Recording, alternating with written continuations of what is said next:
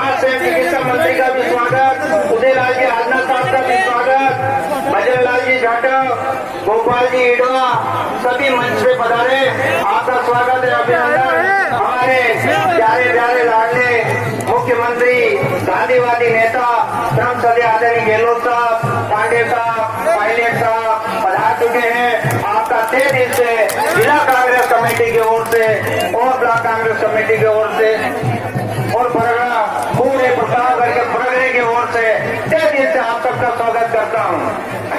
भारत माता की पड़ रही है वो नहीं खानी पड़े। आज मैं चुनाव जीतने के बाद में प्रतापगढ़ जिले में सभी रोड टूटे हुए पड़े, एक भी रोड ऐसा नहीं है जिसको सही तरीके से मिला। लेकिन मैं आप सभी का निवेदन करना चाह रहा हूँ, साल भर के अंदर अंदर मुझे पूरा विश्वास है पायलट साहब के ऊपर कि साल भर के अंदर अंदर प्रतापगढ़ की एक विधानसभा की एक भी सड़क के ऊपर गड्ढा नहीं रहेगा, ये आप सभी के सामने कह रहा हूँ। और आज हमारे क्षेत्र साहब संपूर्ण आदिवासी क्षेत्र है, यहाँ सिर्फ नरेगा ही एकमात्र जरिया है काम करने का। खेतीबाड़ी कम है, 100 दिन मिलते हैं लेकिन वो पर्याप्त नहीं होते हैं, उसके लिए उदयपुर रहने वाले लोगों को काम करने जाना पड़ता है। इसलिए लोगों की सबकी ये डिमांड है, प्रतापगढ़ जिले पूरे जिले की और आसपास क्षेत्र के आदिवासी क्षेत्रों की डिमांड है कि नरेगा में और बराबर रोजगार मिले। मुझे मैं धन्यवाद देना चाहता हूँ पायलट साहब को, सत्ता में आने के बाद में नरेगा के ऊपर स्पेशल आपने कार्रवाई करी, 100 दिवसीय कार्य योजना बनाई और शमशान घाट से लगा के स्कूल की बाउंड्री से लगा के खेत के मैदान से लगा के सारे काम स्वीकृत कर दिए और आज हर क्षेत्र में नरेगा योजना के काम चल रहे हैं। मेरा आप सही निवेदन है, अब ज्यादा मैं कुछ नहीं कहूंगा क्योंकि माननीय गहलोत साहब को, माननीय पायलट साहब को और मनोरंजन अतिथियों को आगे और जाना है। और मेरा आप सभी से निवेदन है, मैं आप सभी को आज इस गोलमेश्वर की पावन धरा पर विश्वास दिलाना चाहता हूँ कि 5 साल के अंदर अंदर आपको कहीं कोई रत्ती भर की तकलीफ नहीं पड़ने दूंगा, ये आप सभी के सामने कह रहा हूँ। शांति बनाए रखें, सभी से मेरा अनुरोध है पंडाल में आराम से विराजे। मुख्यमंत्री राजस्थान का स्वागत है तो मैं भानु प्रताप सिंह जी जिला अध्यक्ष से अनुरोध करूंगा कि माला व इससे स्वागत करें। साथ ही हमारे श्रीमान सचिन जी पायलट साहब पीसीसी अध्यक्ष एवं उप मुख्यमंत्री राजस्थान का स्वागत हेतु मैं सुरेंद्र भाई डंडालिया AICC सचिव से अनुरोध करूंगा कि वो पधारें और स्वागत करें। रघुजी शर्मा स्वास्थ्य एवं चिकित्सा मंत्री श्री अरुण सिंह जी और कमल सिंह जी गुजर से अनुरोध करूंगा कि चिकित्सा मंत्री परम सत्य आदरणीय शर्मा साहब का माला व बाहर से स्वागत करें। गोपाल सिंह जी ईडवा का अर्जुन जी मीणा और विजय जी उपाध्याय से अनुरोध करूंगा कि वो पधारे।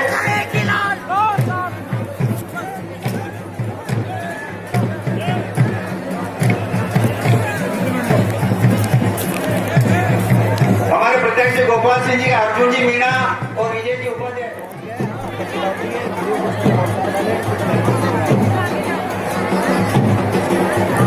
चलो वापस कृपा करके मंच खाली कर दें।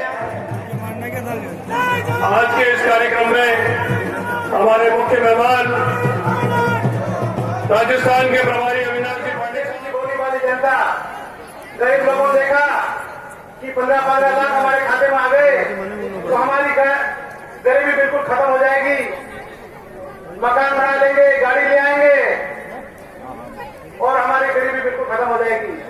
लेकिन भाई माननीय अशोक जी गहलोत साहब ने पूर्व में जब मुख्यमंत्री थे इतनी सारी योजनाएं चलाई, उन्हीं योजनाओं को भारतीय जनता पार्टी की सरकार ने बंद करने का काम किया, न कोई और दूसरा काम किया।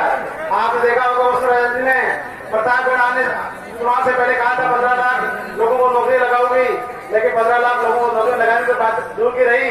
पूर्ववर्ती हमारी गहलोत साहब की सरकार में जो भर्तियां निकली थी वो उनके बेटे को जिला प्रधान बनाया, उनके बहू को जिला प्रमुख बनाया, वो नहीं खानी पड़े। आज मैं चुनाव जीतने के बाद में प्रतापगढ़ जिले में सभी रोड टूटे हुए पड़े, एक भी रोड ऐसा नहीं है जिसको सही तरीके से मिला। लेकिन मैं आप सभी का निवेदन करना चाह रहा हूँ, साल भर के अंदर अंदर मुझे पूरा विश्वास है पायलट साहब के ऊपर कि साल भर के अंदर अंदर प्रतापगढ़ की एक विधानसभा की एक भी सड़क के ऊपर गड्ढा नहीं रहेगा, ये आप सभी के सामने कह रहा हूँ। और आज हमारे क्षेत्र साहब संपूर्ण आदिवासी क्षेत्र है, यहाँ सिर्फ नरेगा ही एकमात्र जरिया है काम करने का। खेतीबाड़ी कम है, 100 दिन मिलते हैं लेकिन वो पर्याप्त नहीं होते हैं। उसके लिए उदयपुर अहमदाबाद लोगों को काम करने जाना पड़ता है।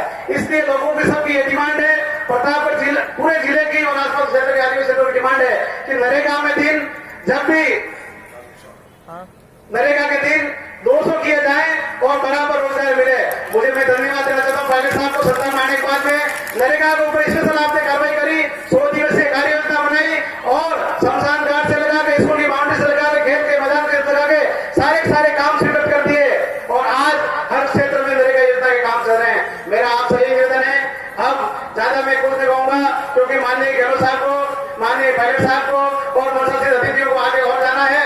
और मेरा आप सभी से निवेदन है, मैं आप सभी को आज इस गोपनेश्वर की पावन धरा पर विश्वास दिलाना चाहता हूं कि 5 साल के अंदर अंदर आपको कहीं कोई रत्ती भर की तकलीफ नहीं पड़ने दूंगा। ये आप सभी के सामने कह रहा हूं। पायलट साहब, गहलोत साहब, आज जो जितनी पब्लिक आई है, निश्चित रूप से जब भी आप पधारोगे उसके बाद हर समय आपके साथ ये प्यार और दुलार सत्ता का बना रहेगा। और 8 तारीख को हमारे लोकप्रिय उम्मीदवार गोपाल सिंह जी इटवा का नामांकन भरने का समय निर्धारित किया गया है।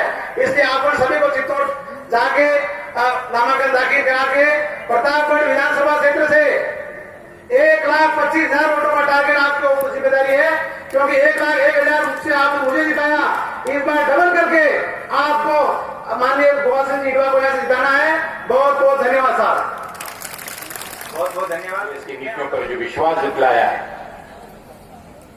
और पूर्ण बहुमत के साथ राजस्थान में उप मुख्यमंत्री जी जो कि संगठन के भी प्रमुख हैं, आज विशेष रूप से आप लोगों के बीच आप सबका आभार व्यक्त करने के लिए, आप लोगों को अभिनंदन और बधाई देने के लिए और साथ ही आपसे निवेदन करने के लिए आए हुए हैं कि आज पूरा देश लोकसभा चुनाव के लिए जा रहा है।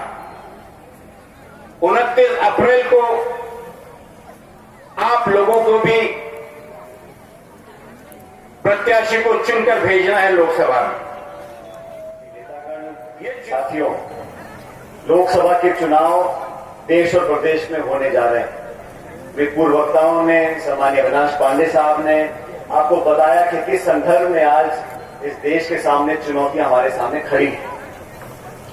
राजस्थान में 3 महीने पहले सरकार बनी और सरकार के निर्माण में आप सब लोगों ने जो भूमिका निभाई, बहुत लंबे अरसे के बाद यहां कांग्रेस पार्टी जीती और हमारा नौजवान साथी आज जयपुर विधानसभा बैठा है। मैं आप सब लोगों का धन्यवाद करना चाहता हूं कि आपने रामलाल जी को यहां से चुनाव जिताकर भेजा। आपको आश्वासन देना चाहता हूं कि जो विश्वास जनता ने आप पर किया है और जो जो काम आप हमारे समक्ष लेकर आए थे या लेकर आए वे, उन सभी कामों को पूरा कर इस देश को विकास की तरफ लेकर हम लोग जाने वाले हैं। बहुत उम्मीद हम लोगों को है। सरकार बनने के बाद मात्र 3 महीनों में हमारी सरकार ने तमाम बातों को पूरा करना चालू किया, चाहे किसान का कर्जा माफी हो, बेरोजगार का भत्ता हो, पेंशन की वृद्धि का मसला हो, फसल की खरीद का मसला हो और नरेगा को, जिस नरेगा के कार्यक्रम को भाजपा की सरकारों ने खत्म कर दिया था, 17 मार्च 2019 को 9 लाख से बढ़कर 27 लाख लोग पूरे राजस्थान में आज नरेगा से जुड़ रहे हैं।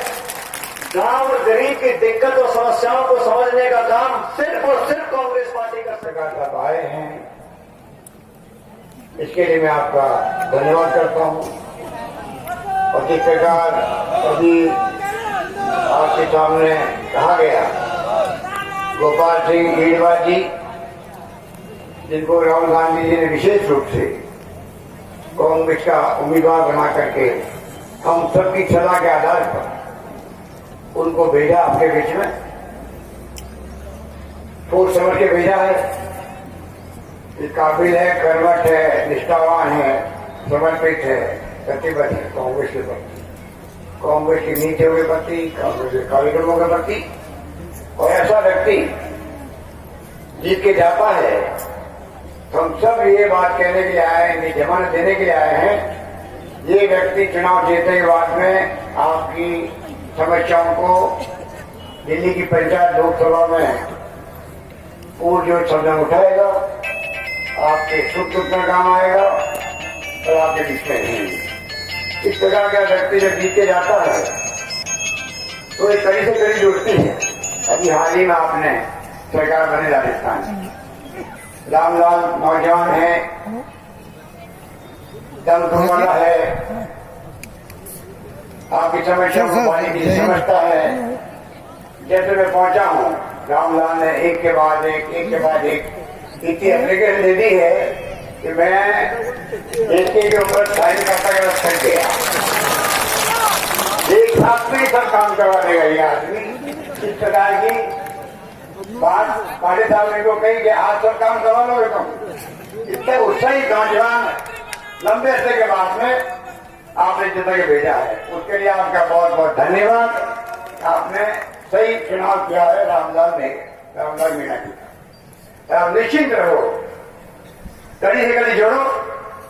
एमएलए आपका हो,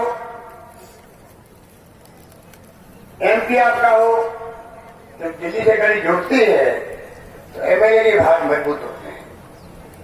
दिल्ली से कड़ी जुड़ती है तो आपकी जो समस्याएं हैं, जो मांगे हैं, पैसा दिल्ली से भी आता है। तो सड़कों की बात हो, चाहे रोजगार की बात हो, कांग्रेस आपकी अपनी पार्टी रही है। जो कुछ दिख रहा है, अरनोद हो, चाहे वो प्रतापगढ़ हो, चित्तौड़ हो, राजस्थान हो, देश हो, आजादी वक्त क्या था, एक सुई नहीं बनती थी। सुई भी बाहर के देशों से आती थी। यहाँ पर बिजली क्या होती थी लोग समझते नहीं थे। गाड़ियों, ट्रकों, किसी की बात ले लीजिए, देश में क्या था। आजादी के बाद में पंडित नेहरू ने शुरू किया, सिंचाई के लिए भाखड़ा डैम शुरू किया। सामने खड़ा है, ये मजबूरी में साथ दे रहा है, इनके मालिक जो डरे हुए हैं। जैसे ही खोलो मीडिया, टीवी देखो, मोदी मोदी मोदी। विश्वास मत करना।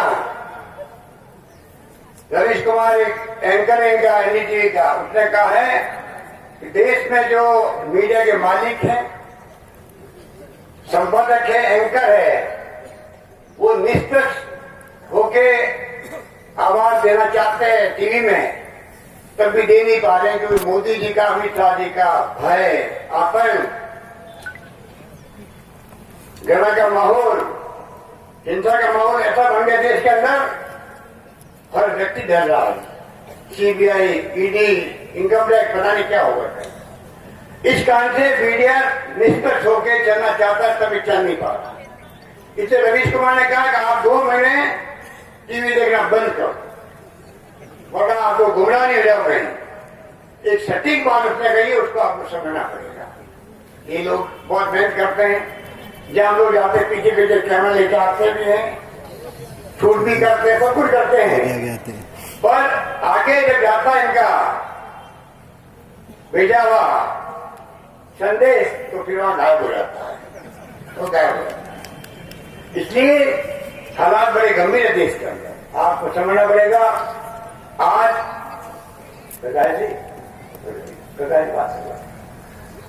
आज जो है देश के अंदर लोकतंत्र खतरे के अंदर है, संविधान खतरे में है, देश खतरे में है। इन्हें बहुत सोच समझ करके आपका प्रथम सेवक को मुख्यमंत्री जिम्मेदारी के साथ कह रहा हूं। अगर नहीं समझे हम लोग, मोदी जी वापस चुनाव जीत गए, आगे जो है चुनाव भी होंगे नहीं होंगे कोई गारंटी नहीं, कोई गारंटी नहीं। ऐसा माहौल बन चुका। चाइना में चुनाव होते हैं, पहले इतने बड़े तो कौन प्रधानमंत्री बनेगा, कौन राष्ट्रपति बनेगा, कौन मंत्री बनेगा, पहले इतने होते चुनाव बाद में होते हैं। आप सोच सकते हो कैसे चुनाव होंगे। ऐसे लोग हैं, फासिस्ट लोग हैं जिनका लोकतंत्र में यकीन नहीं है, खाली लोकतंत्र का एक चेहरा पहन करके राम मंदिर के नाम पढ़ के राजभक्त बनने की बात करते हैं। जैसे हम लोग राजभक्त है ही नहीं, यहाँ जो बैठे हुए हैं कांग्रेस की मीटिंग में आने वाला राजभक्त नहीं है। खाली बीजेपी की वीडियो में जाएगा वो राष्ट्रभक्त है, ये इनकी सोच है। हम सब राष्ट्रभक्त हैं, हम सब हिंदू भी हैं, कोई मुसलमान भी है, कोई सिख भी है, कोई ईसाई भी है। इस देश को 70 साल तक एक अखंड रखा है, अनेकता में एकता वाला मुल्क है, अलग भाषाएं अलग बोलियां हैं। इंदिरा गांधी की जान चली गई, इस तरह बांग्लादेश को आजाद करवा दिया, पाकिस्तान के 2 टुकड़े कर दिए। 90,000 उनके सैनिकों को, कर्नल को, जनरल को अरेस्ट करके उनका हथियार सरेंडर करवा दिए हमारी फौजों के सामने। याद है आप लोगों को? उस इंदिरा गांधी का भी नाम लेते मोदी जी। एक महान नेता हुई थी जिसकी जान चली गई, खालिस्तानी बने दिया उसने। पंजाब अलग होना चाहता था हमसे, अलग नहीं होने दिया। और आज मोदी जी हमारी सैनिक कार्रवाई के पीछे छिप करके चुनाव जीतना चाहते हैं। जनता समझ चुकी है। हम तो सलाम करते हैं बहादुर सैनिकों को, चाहे एयरफोर्स के हो, नेवी के हो, आर्मी को, जान को हथेली रख करके सेना में भर्ती होते हैं, सीमाओं की रक्षा करते हैं और जरूरत पड़ने पर सर्जिकल स्ट्राइक भी करते हैं। हमें गर्व इस बात का है। तो इस बात का होता है कि सर्जिकल स्ट्राइक के नाम पर सीमाओं की रक्षा करने के जो लोग हैं उनके नाम पर उनके पीछे छिप करके आप वापस प्रधानमंत्री बनना चाहते हो, जनता को गुमराह करके। ये होने वाला नहीं, जनता समझ चुकी। आपको कहूंगा मैं कि मोदी जी के जुमलेबाजी से आप सावधान रहें। रोज टीवी में आते हैं, रोज प्रवचन देते हैं, रोज अपने मन की बात कहते हैं। नहीं, मन की बात नहीं कहते हो, मन की बात थोपते हैं, आपके ऊपर थोपते हैं। और राहुल गांधी कहते हैं हमें जनता की मन की बात छोड़कर के आदिवासी क्या कहता है, दलित वर्ग क्या कहता है, ओबीसी वाले क्या कहते हैं, गरीब आदमी क्या कहता है, सब वर्गों की बात सुनो, उसको लेके बनाओ, घोषणा पत्र बनाओ, उसके आधार पर आप वो चाहते हैं गणना की राजनीति, हिंसा की राजनीति, भय की राजनीति। राहुल जी चाहते हैं हमारी कोई दुश्मनी किसी से नहीं है, ना बीजेपी से, ना आरएसएस। हमारी अपनी नीति है, हमारे अपने कार्यक्रम, हमारे अपने सिद्धांत है। राजनीति होनी चाहिए, जनता का भला कौन करेंगे, किसके बाद क्या योजनाएं हैं, उसके आधार पर वोट मांग के चुनाव जीत के आना चाहिए, बजाय इसके